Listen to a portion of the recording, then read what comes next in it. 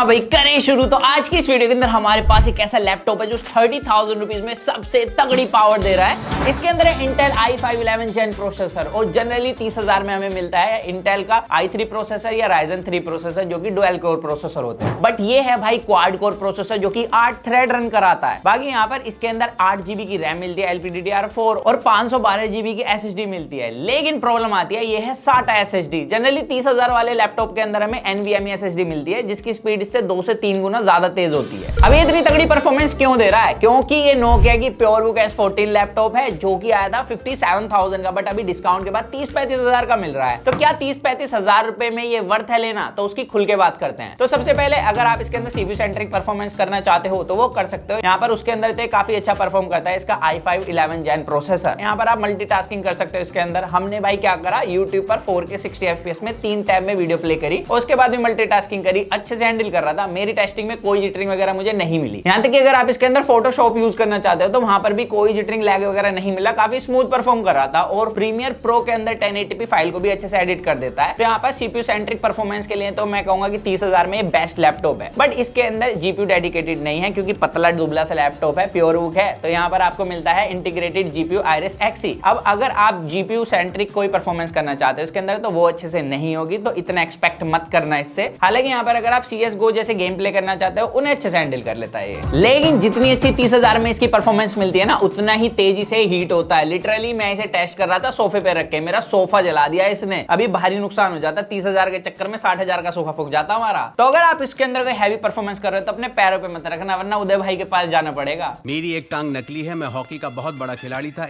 दिल के बहुत अच्छे आदमी होते हैं भाई। खैर यहाँ पर इसकी परफॉर्मेंस अच्छी है बट हीटिंग बहुत ज्यादा है इसके अंदर। लिटरली मेरा सच में ही सोफा जलाया है इसने। और इसके बाद जो आती है इसके अंदर दिक्कत, हीट होने के बाद इसके अंदर बैटरी ड्रेन भी बहुत खतरनाक मिला है। लाइक हैवी टास्क के टाइम पे 1 से 2 घंटे के बीच में इसका बैटरी बैकअप रहता है, वो भी फुल चार्ज के बाद। और अगर आप इसे नॉर्मली यूज करते हो तो 3 से 4 घंटे का बैटरी बैकअप मिलेगा। बट दिक्कत यही नहीं है दोस्तों, दिक्कत आती है इसकी चार्जिंग के साथ भी। इसके बॉक्स के अंदर 57 वोल्ट का फास्ट चार्जर है। अगर आप उससे चार्ज करोगे तो भाई ये चार्ज होने में सदियां लगा देता है। तो हमने टाइप सी से चार्ज करा, टाइप सी से चार्ज करने के बाद इसमें थोड़ा सा फर्क आया, बट फिर भी मैं ये कहूंगा इसे चार्जिंग में ज्यादा टाइम लगता है लेकिन डिस्चार्ज होने में उससे कम टाइम लगता है। अब परफॉर्मेंस के अलावा भी 30,000 में एक चीज तो मुझे काफी अच्छी लगी है, वो है इसकी बिल्ड क्वालिटी। लिटरली ये प्लास्टिक जो यूज करी है ना मेरे को ठीक लगी है। और छोटा सा लैपटॉप है, लाइक आप इसे एक हाथ से लेके कहीं भी घूम सकते हो और बैग में छोटे से में भी आ जाएगा। बाकी यहाँ पर एक हाथ से भाई आप इसकी फ्लिप को ओपन कर सकते हो। और इसकी जो ये है ना डिस्प्ले, ये इतना ही पीछे जाती है, 180 डिग्री तक नहीं जाती है। इसके अलावा भाई यहाँ पर मेरे को एक बात और अच्छी लगी है, इसमें जो स्पीकर्स दिए ना वो बॉटम में नहीं है, वो यहीं पर आपको मिल जाते हैं, जिसकी वजह से यहाँ पर जब आप इसके स्पीकर्स से कुछ सुनते हो तो साउंड क्वालिटी अच्छी आती है, दबी दबी फील नहीं होती है। और ये डोल्बी एटमॉस से ट्यून्ड है। इसके अलावा भाई यहाँ पर इसमें मेरे को एक कमी जो लगी है, एक नहीं बेसिकली 2 कमी है, वो है इसका कीबोर्ड। कीबोर्ड अच्छा खासा हट्टे कट्टे घर का लगता है, बड़ी बड़ी कीज दी गई है। बट यहाँ पर जब आप इन्हें प्रेस करोगे ये काफी हार्ड प्रेस होती है, ऐसा लगता है इसके अंदर डस्ट घुस गई हो, थोड़ा मेहनत करके अंदर की तरफ दबती है और वो वाली फील नहीं आती है। इसके अलावा जो इसका पावर ऑन ऑफ बटन है ना, ये ऐसा लगता है पहले से ही अंदर की तरफ घुसा हुआ हो, तो भाई ये बिल्कुल भी अच्छे से प्रेस नहीं होता। एंड नेक्स्ट चीज जो मेरे को यहाँ पर बेकार लगी है वो है इसका ट्रैक पैड। लिटरली हमने प्राइम बुक यूज करी थी, 15,000 रुपए की आई थी। उसका भी ट्रैक पैड ज्यादा स्मूथ था, ज्यादा अच्छे से रेस्पॉन्स करता था और उसका साइज भी आई थिंक इससे बड़ा था क्योंकि ये काफी छोटा सा है। और जब आप इसे यूज करोगे ना बहुत ज्यादा दिक्कतें होती है। लाइक एक तो टच आसानी से नहीं लेता और दूसरा भाई अंदर की तरफ प्रेस करते हो ना फील ही नहीं आती जैसे बटन प्रेस कर रहे हो। और जो इसका ओरिजिनल प्राइस था 57,000, उसके हिसाब से एक कमी और थी कि इसमें बैकलिड नहीं मिलता। हालांकि 30,000 के हिसाब से जस्टिफाई करता है। और इसकी बिल्ड में मेरे को एक चीज और अच्छी लगी, अगर आप इसमें SSD वगैरह को अपग्रेड करना चाहते हो तो यहाँ से खोल के अपने आप ही लगा सकते हो। और इस लैपटॉप में ना सारे पोर्ट एक एक दिए गए हैं, जैसे कि इसमें आपको एक HDMI पोर्ट मिल जाता है, चार्जिंग पोर्ट दिया है, टाइप सी है और माइक्रो SD कार्ड पोर्ट भी दिया है, ये बात अच्छी है। और इस साइड आपको मिलता है एक 3.5mm जैक USB पोर्ट है। और यहाँ पर एक चीज काफी यूनिक है, इसमें प्राइवेसी शटर मिलती है। जैसे आप इसे ऑन कर दोगे ना आपके लैपटॉप के कैमरे की और माइक्रोफोन की परमिशन डिनाई हो जाएगी। तो ये मेरे को बहुत सही फीचर लगा इस लैपटॉप के अंदर। अब इसकी डिस्प्ले की बात करें तो इसमें 14 इंच का फुल HD IPS पैनल मिलता है। और यहाँ पर डिस्प्ले के विंग एंगल्स में तो कोई टिंट नहीं है। और यहाँ पर डिस्प्ले अगर आप फ्रंट से देखोगे तो आपको विजिबिलिटी थोड़ी सी कमजोर लगने वाली है। यहाँ पर 200 निट्स की पीक ब्राइटनेस है। इंडोर में तो ठीक परफॉर्म करते हैं, जैसे अभी मैं स्टूडियो लाइट में यूज कर रहा हूँ इसे, तो वहां पर मेरे को फेडेड कलर लग रहे हैं। तो इसका कॉन्ट्रास्ट रेशियो उतना अच्छा नहीं है डिस्प्ले का। तो एडिटिंग के टाइम पर जब आप कलर ग्रेडिंग करोगे तो वहां पर ये डेफिनेटली दिक्कत देगा। और फोटोशॉप यूज करते टाइम तो काफी दिक्कत होने वाली है डिस्प्ले से। तो इसीलिए डिस्प्ले कलर ग्रेडिंग के लिए तो बिल्कुल नहीं है। तो ऑल ओवर अगर आप 30,000 में एक सबसे तगड़ा लैपटॉप ढूंढ रहे हो परफॉर्मेंस के लिए तो आप इसकी तरफ जा सकते हो। लेकिन यहाँ पर दिक्कत आती है, एक तो भाई इसकी डिस्प्ले क्वालिटी अच्छी नहीं है, ये हीट काफी ज्यादा होता है और मेजर प्रॉब्लम है इसके साथ हीटिंग में। और अगर आप इसे बाय करने की सोच रहे हो तो एक बार इसके सर्विस सेंटर के बारे में जरूर पता कर लेना, क्योंकि जहां से हमने बाय करा ना फ्लिपकार्ट से, वो खुद तक कंफ्यूज है कि इसका सर्विस सेंटर आखिर है कहां। तो बस यही था आज की इस वीडियो के अंदर। अब आप बताना कि आपको ये वाला लैपटॉप कैसा लगा, नोकिया के फोन की तरह लगा या उससे बेहतर लगा। सो दैट्स इट गाइस, आज की वीडियो में सिर्फ इतना ही था। तो मिलते हैं जल्दी कूल और एक्साइटिंग वीडियो में। तो जब तक के लिए जॉन मैग एस वो करे to watch your heart feel stayed in with that FV unbox guys.